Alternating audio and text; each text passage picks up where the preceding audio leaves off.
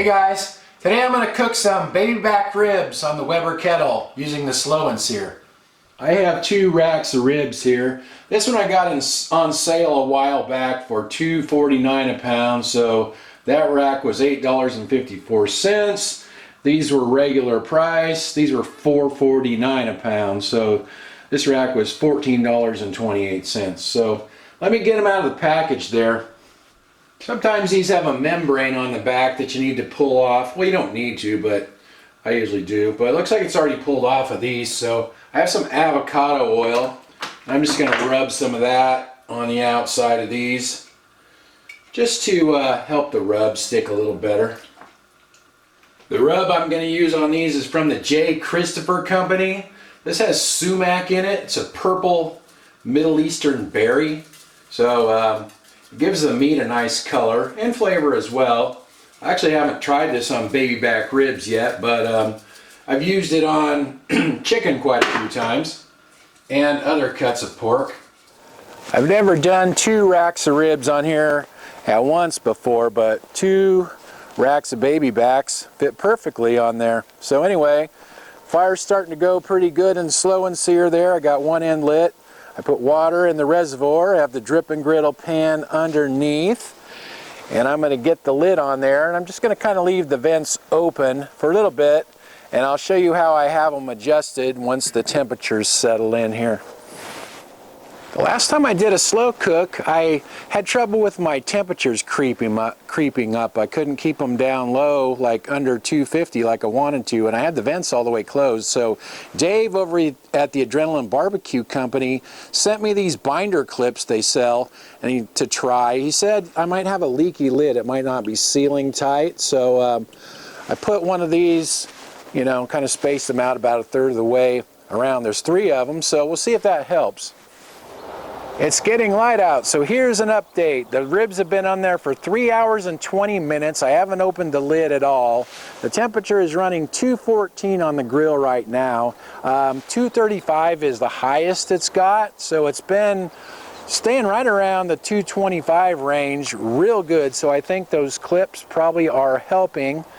That vent is about halfway open right now, and the bottom one is just to the outside edge of that second hole right there.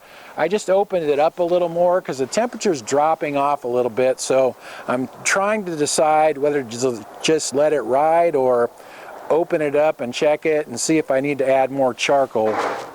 It's been exactly 4 hours and I haven't opened the lid yet, so let's take these clips off and unveil these and see how they look.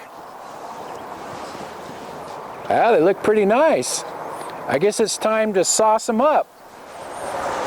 There's still a fair amount of charcoal in there, and the water reservoir is about half full still. So hopefully these will be good. The sauce I'm using is Kinder's Mild.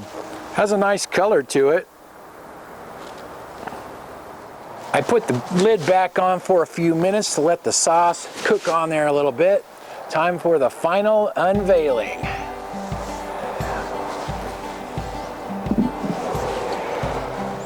Those look pretty good to me. Let's take them in the house and try them out. I am nowhere close to being a rib expert, but I am really curious to see how these turned out.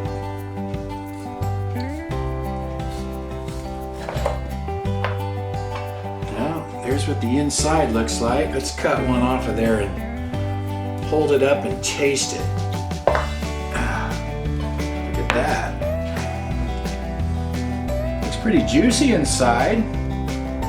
Not bad. Let's give it a taste here. A lot of meat on these. Pretty juicy.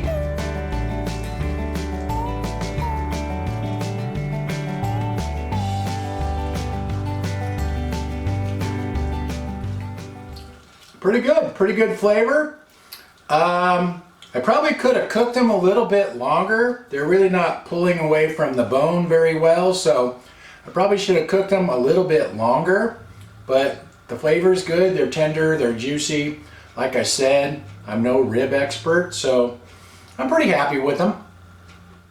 I'm sure that Annie will like them. She's waiting for her taste. So here's my final rundown on that cook. I think I probably could have left them on there another hour. Those clips worked good, and I think the grill temperature ran a little lower than it normally does. Plus I think I put a little bit less charcoal in there than I normally do. So the grill was running at a little bit lower temp, and I think I probably should have cooked them for maybe another hour.